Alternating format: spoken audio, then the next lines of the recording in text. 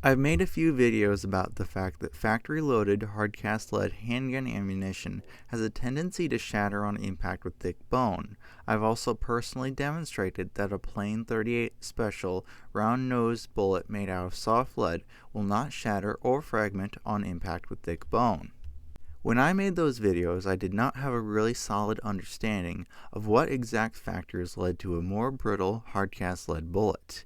Now that I've done more research, I believe I better understand what is going on. Part of the problem is that most companies that make and load hardcast ammunition have all of their bullets made out of the same hardness. This makes a lot of sense from their point of view because it greatly simplifies things on their end and prevents bullets of a softer alloy from getting dinged during shipping. Tin by itself only hardens the cast bullet somewhat, so what most people do is use antimony to get a bullet that ranks higher on the Brunel hardness scale. The problem though is that the more tin you add to the bullet, the more brittle it becomes. A somewhat softer bullet alloy with less antimony allows the bullet to deform more instead of shattering with a higher impact force. So if we have factory hardcast ammunition that uses the one-size-fits-all hardness approach, the loads with a lot of impact force, like a Hot 44 Magnum, are significantly more likely to shatter on impact with bone, as compared to the loads with less impact force. So if you buy regular factory-loaded hardcast lead ammunition with the intent of using it for bear defense because you want high penetration, this causes a major problem. If your round strikes thick bone and shatters, the fragments will do damage, but it may not reach vital organs after this. So you would be tempted to ask, why would I bother to use hardcast rounds if this is the case? Full metal jacket handgun ammunition does not tend to shatter on impact with bone. Generally speaking, it does not nearly have as much smoke as hardcast rounds do, and it is more likely to be reliable in semi-autos than the flat hardcast rounds with really high bullet weights. The problem with many regular full metal jacket rounds is that they have round noses. People who have used round nose full metal jackets to kill living creatures know that they do very little damage and do not cause fast kills. A flat nose bullet causes a larger wound because it crushes more tissue instead of simply pushing it aside. It also gives straight penetration. A wide flat nose is good for a non-expanding bullet because it will make a wound roughly the same size as the meplat, aka the flat nose of the bullet. However, expanding rounds undoubtedly do more damage than flat-nosed bullets, at the cost of less penetration. If a hardcast round has a round nose, it offers no great advantage over a round-nosed full metal jacket. However, it's not impossible to find flat-nosed full metal jacket ammunition. I believe the vast majority of full metal jacket rounds in .40 Smith & Wesson have a flat nose.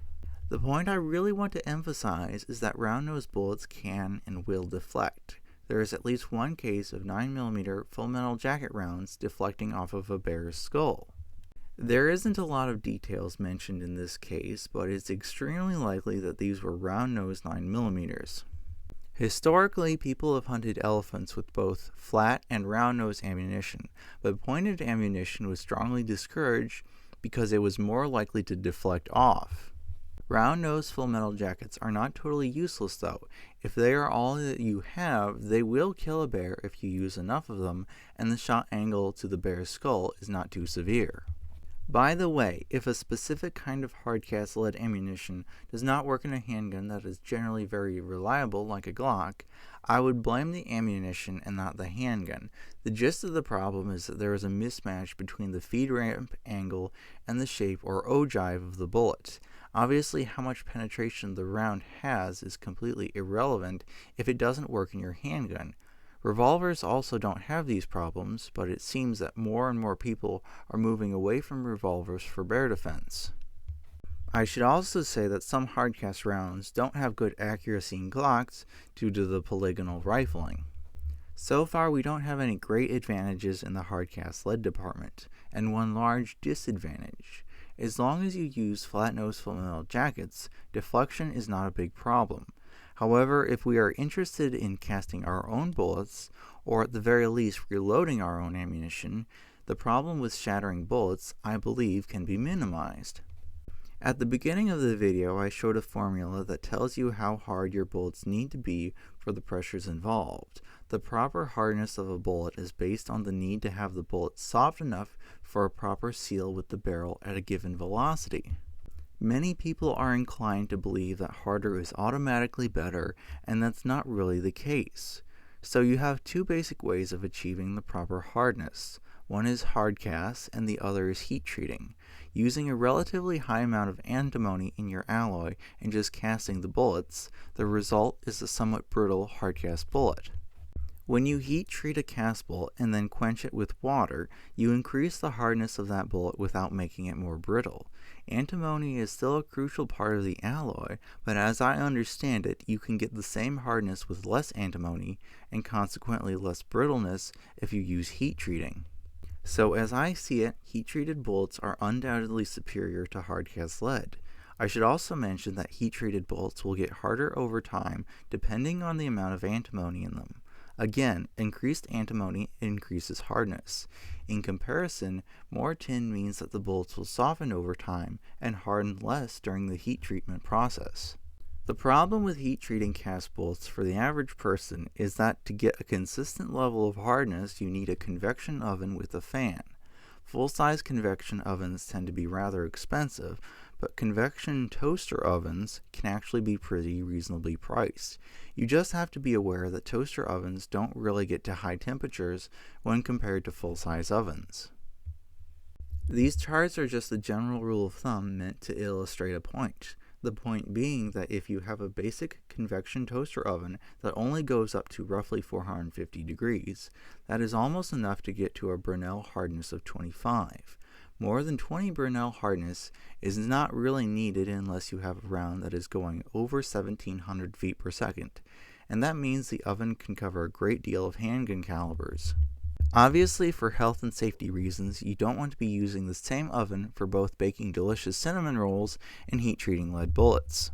You also have to accept that when you start to work with lead, especially when you're heating and pouring it, that comes with potential risks.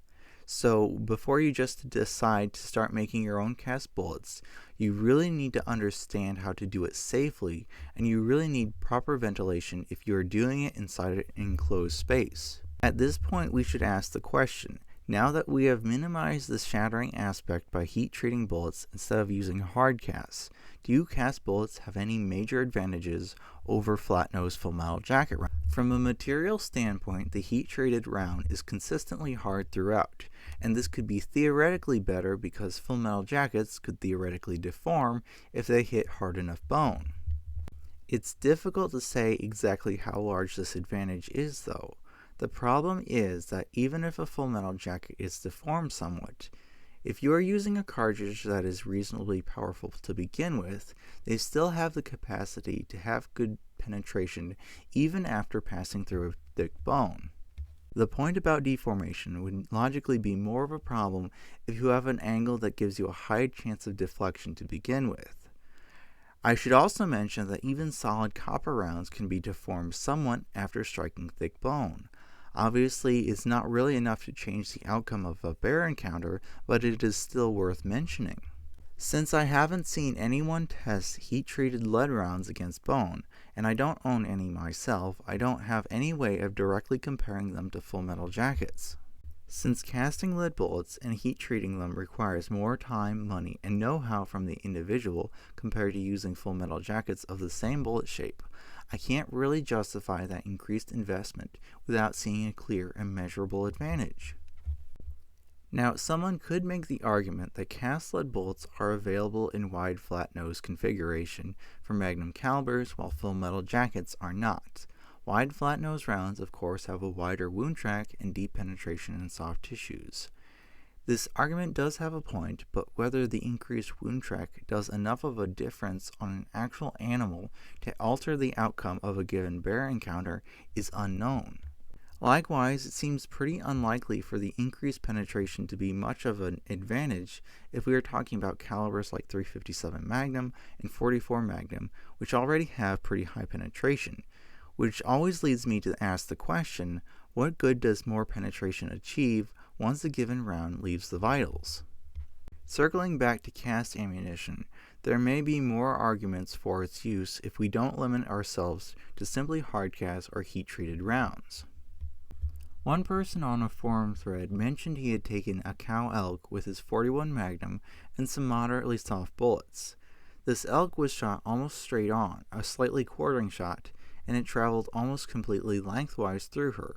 He also shot an even larger elk through both shoulders with his .41 Magnum and a 250 grain bullet. This round broke both shoulders and exited.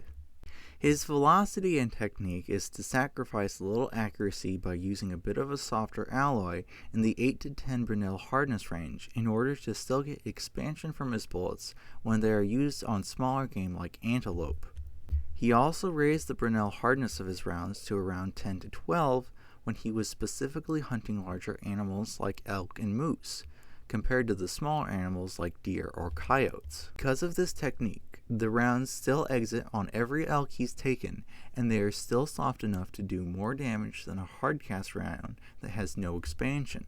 I see this as further confirmation that I was right in previous videos when I talked about using handgun rounds with limited expansion on large animals like bears. People will say that an elk and moose are not bears, and they are technically right, but the same basic principles apply to larger animals, whether we are talking about moose or large bears, due to their increased size and thick bones when compared to medium-sized animals like deer. So if you have the proper expanding Magnum handgun ammunition, it could be used successfully for both hunting bears and bear defense. What I would really like to see is a side-by-side comparison and ballistics shell of that person's cast rounds and standard jacketed expanding rounds. Expanding cast handgun rounds can definitely work well, but they probably don't have any significant advantages over modern-day jacketed handgun ammunition. For expanding rifle bullets, I don't think that cast lead has any significant advantage over jacketed modern bullets either.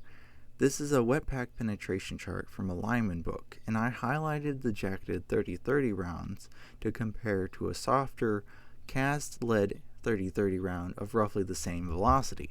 Softer cast bullets resist fragmentation better, but even with the highlighted cast round, it still has less weight retention than a regular Winchester soft point when both are roughly at around 2,000 feet per second. The cast bullet did have more penetration, but that was only because its nose expanded to the point that it fragmented off, which left the rear of the bullet to act like more or less as a non-expanding round.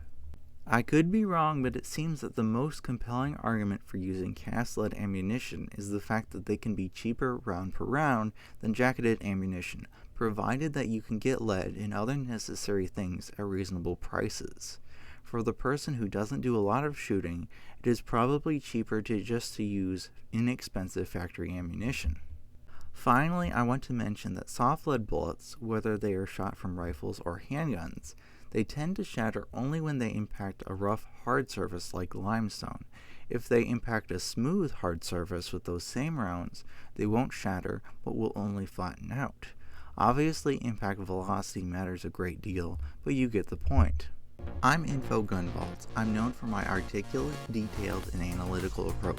I dispel myths, talk about how you can avoid being attacked by angry bears, and I cover many gun-related topics. I've done a great deal of research for my videos, which is why I have hundreds of pages of notes and quotations. I'd like you to come along for the ride with me in my relentless pursuit of the truth. I'm Info Gunvault. I'm known for my articulate, detailed, and analytical approach. I dispel myths, talk about how you can avoid being attacked by angry bears, and I cover many gun-related topics. I've done a great deal of research for my videos, which is why I have hundreds of pages of notes and quotations. I'd like you to come along for the ride with me in my relentless pursuit of the truth.